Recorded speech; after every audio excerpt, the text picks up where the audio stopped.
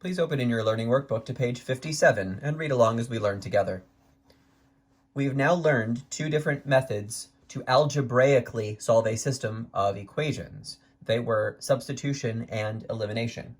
So the next thing we're going to learn is, when should you use which method? Choosing substitution or elimination. Often it will be your decision to use the substitution method or the elimination method. Here is some advice for when to use each one. First, if there are any fractions in any of the equations, clear them.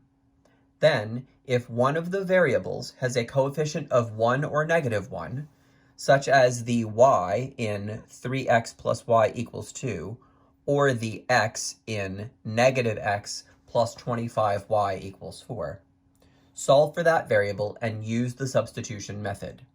Otherwise, use the elimination method. Now that's just one very short paragraph, but it contains some extremely important information. It's worth repeating.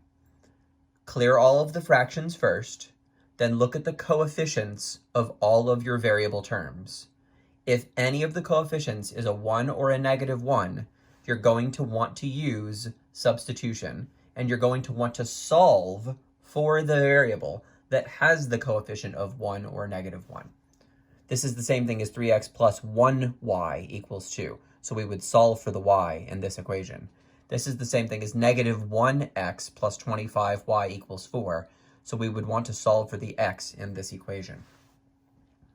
Okay. Interpreting graphically the number of solutions. Remember that the solution of a system of two linear equations is the collection of all points, if any, that the lines on the graph have in common. In most cases, this is the one point where the two lines cross. But what if the lines don't cross at all? Then they are parallel and there is no solution to the system. And what if the equations for the lines look different but actually represent the same line? Then every point on the line is a solution of the system. To better illustrate these concepts, consider the following diagram. All right, let's look at our first illustration. The first equation is drawn with a blue line. The second equation is drawn with a blue line. Anywhere we have overlap of one blue with the other blue, replacing it with pink. So you can see that this one pink dot is the only point that is the solution to both lines at the same time. It's the only point that is on both lines at the same time. Therefore, this system has one solution. We call that a consistent system, made up of independent equations. But now consider this possibility. What if the two lines don't cross at all? That means they have no overlap, no pink, and therefore there is no solution. We call this an inconsistent system, made up still of independent equations.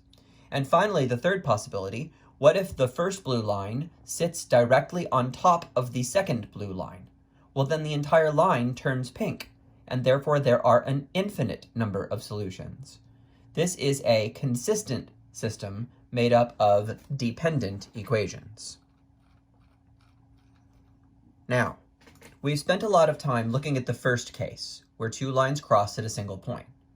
But it's now time to turn our attention to the two special cases. When one of these special cases, parallel lines or identical lines, shows up in a problem, something unusual happens while using the substitution or elimination methods. Both of the variables are canceled. When this happens, we are left with one of two possibilities, an identity or a contradiction. If we have an identity, then the lines are identical. Notice how similar those words are. Let's repeat that. If we have an identity, then the lines are identical. And the solution is given by the set of points that satisfy either equation. If we get a contradiction, then the lines are parallel and there is no solution. Everything we've just talked about is summarized in the following table. After you use the substitution method or the elimination method, use the following chart to determine the number of solutions and the kind of system represented by the equations. Okay, so let's say you complete one of the methods, and your resulting equation is something with an actual solution, like y equals 4, or x equals 0, or q equals -5. Generally something of the form variable equals number.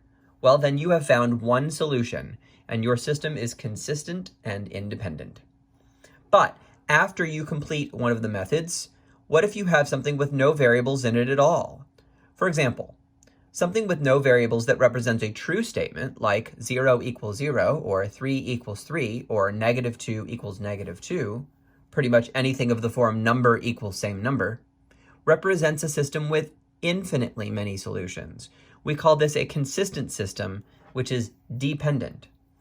But if all the variables disappear and you're left with a system that is a false statement, such as 0 equals 3, or 1 equals 2, or -2 equals 4.7, or anything of the form number equals other number, then the number of solutions would be 0, and we would say that the system is inconsistent. With this in mind, we now turn our attention to some problems that must be solved using an algebraic method, but we are not told whether to use substitution or elimination. It is our decision to make.